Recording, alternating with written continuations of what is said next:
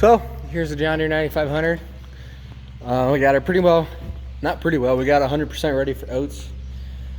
In June, we had it at John Deere, getting it ran through the shop. It's been 5 or 6 years since it was, so we figured better do it before something major goes wrong. And yeah, so they put a bunch of new, I wouldn't say a bunch, they put some new parts in.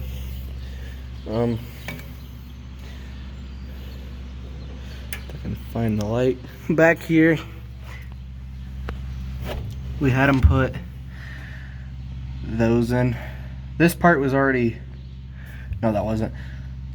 That one was already there, which separates the section. So if you're on a hillside, these will catch the corn from going all the way to the edge, and then you get no capacity, and then it just blows right out the back. That's a lot of problem we have with this combine. So they put in these separators way back there and here, that one and that one.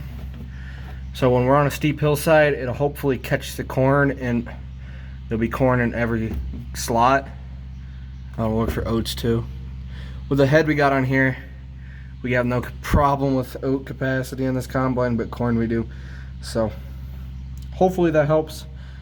I would think it would be. That way we can separate corn, or let the corn fall through on this slot, this one, that one, and that one.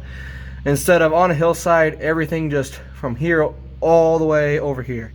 So, in this freaking combine, it reeks. When we were getting this ready, we fired it up, the whole machine up, separating in the head. And I think there was a pack of rats or mice, I think rats, in the freaking machine, because when we got done, we got out, there was like a paralyzed rat trying to walk or crawl around underneath. And I think there was a couple more, and they are inside this combine. And since we smelled it, we let her run for 5-10 minutes, the whole separating and everything, and they won't come out. So hopefully when we run some crop through, we can get them bastards out. I mean, it smells terrible.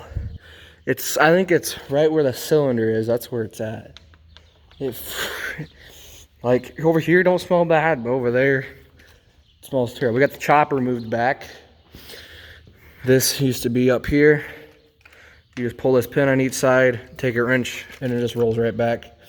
So up there, the straw will just fall right out the back onto the ground back here. So don't want to chop it up, even though the knives are set out right here.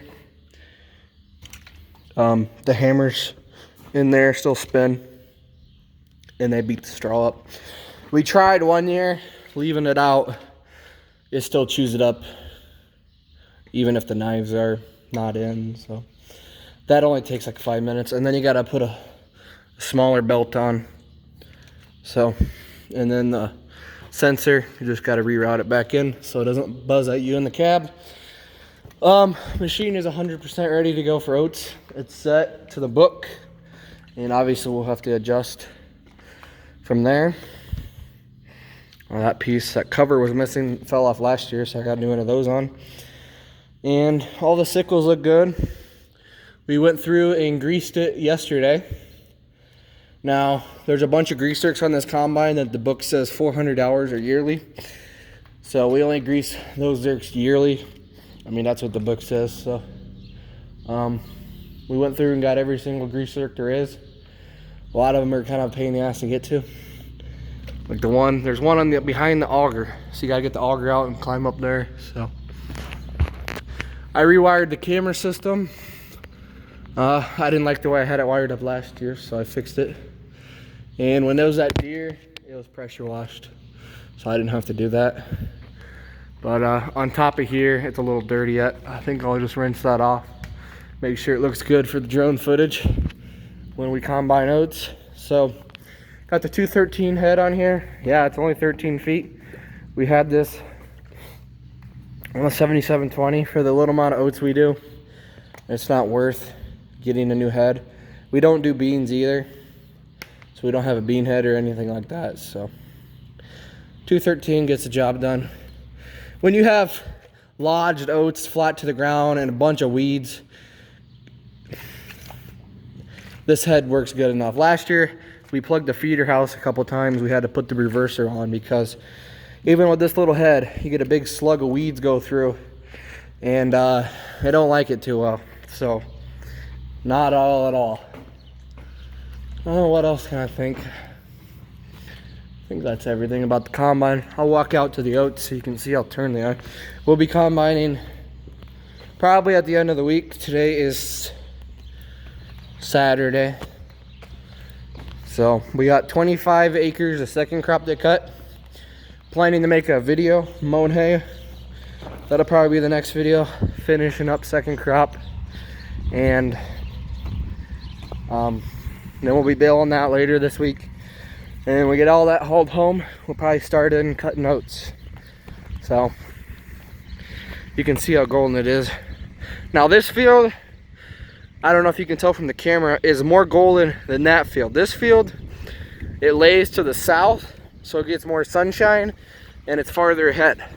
This one really leans towards the north, and that one's farther behind. So around here, when you got a lot of rolling hills, typically everything that lays towards the north is wetter. It doesn't matter if it's you're making hay, oats, corn. Corn is always wetter when it faces towards the north.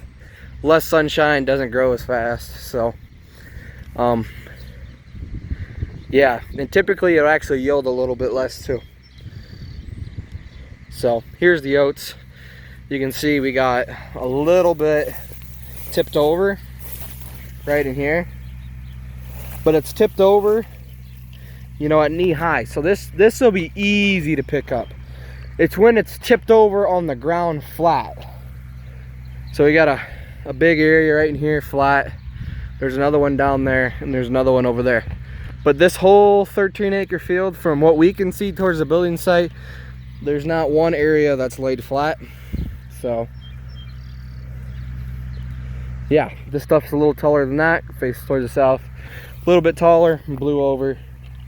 So yeah, I think this field had fertilizer put on it twice accidentally.